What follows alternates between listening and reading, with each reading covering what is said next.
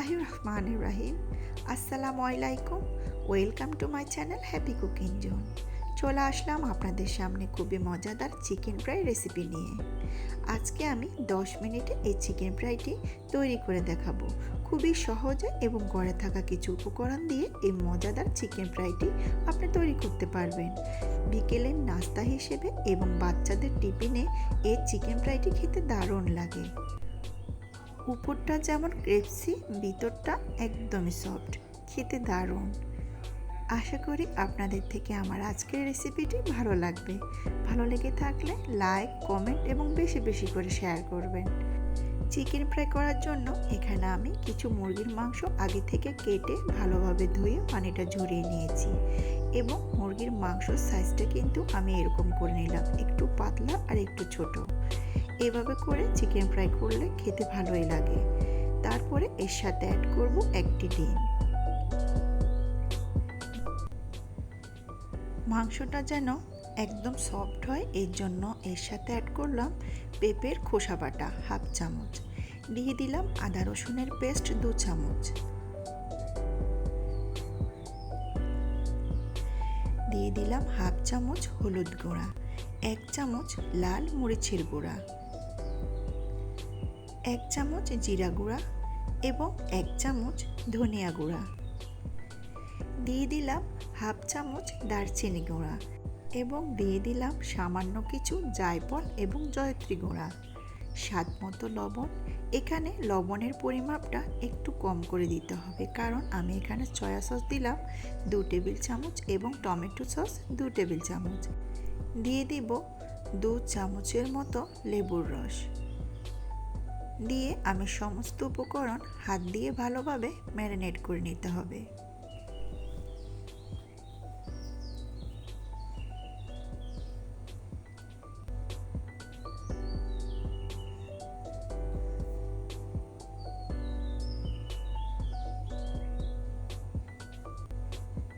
আমি চিকেনটা ভালোভাবে ম্যারিনেট করে এক সাইডে রেখে দিচ্ছি। আপনারা চাইলে 2 থেকে 3 ঘন্টা রেস্টে রেখে দিতে পারেন, কিন্তু এখন আমি সাথে সাথে চিকেনটা ফ্রাই করব। এই দিকে আমি চিকেনগুলো কোট করার জন্য হাফ কাপ নিয়ে নিলাম ময়দা এবং হাফ কাপ কর্নফ্লাওয়ার, সাথে অ্যাড করব 1 চামচ লবণ এবং 1 চামচ মরিচের গুঁড়া, হাফ চামচ জিরা গুঁড়া এবং সামান্য কিছু দারচিনি গুঁড়া, দিয়ে সমস্ত উপকরণ ভালোভাবে মিশিয়ে নিতে হবে।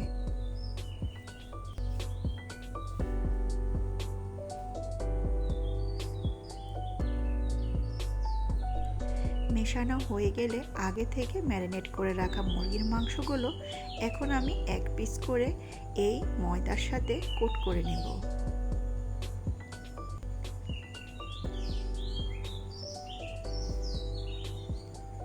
এভাবে উল্টিয়ে পাল্টিয়ে ভালোভাবে চিকেনের গায়ে ময়দার গুঁড়িটা ভালোভাবে লাগতে হবে এবং এরকম হতে হবে।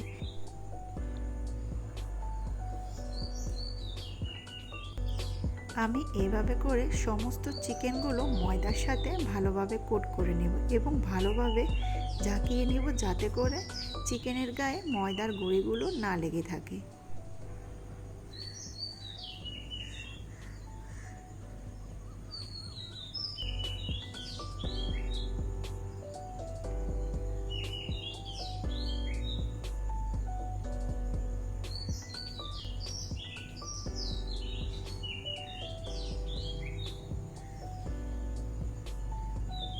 সমস্ত মুরগির মাংসগুলো ভালোভাবে ময়দার সাথে কোট করা হয়ে গেল। এখন ভেজে নেওয়ার পালা। ভেজে নেওয়ার জন্য আমি একটা প্যানে বসিয়ে দিলাম তেল।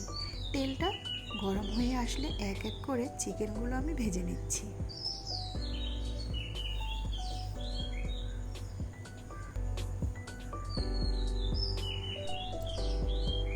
ভেজে নেওয়ার জন্য মাংসগুলো যখন কড়াইতে দিবেন সাথে সাথে কিন্তু নাড়াচাড়া করবেন না, এভাবে করে প্যানটা ধরে ঘুরিয়ে দিবেন। যদি সাথে সাথে নাড়াচাড়া করেন তাহলে কিন্তু চিকেনের গায়ে থেকে ময়দার আবরণটা সরে আসবে।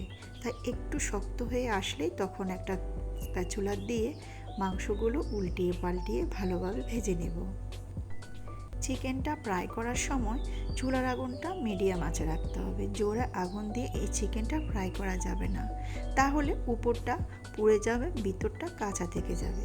চুলার আগুনটা মিডিয়াম আঁচে রেখে সম্পূর্ণ চিকেন ফ্রাইটা করতে হবে, তাহলে চিকেনটা মচমচে খেতে ভালো লাগবে।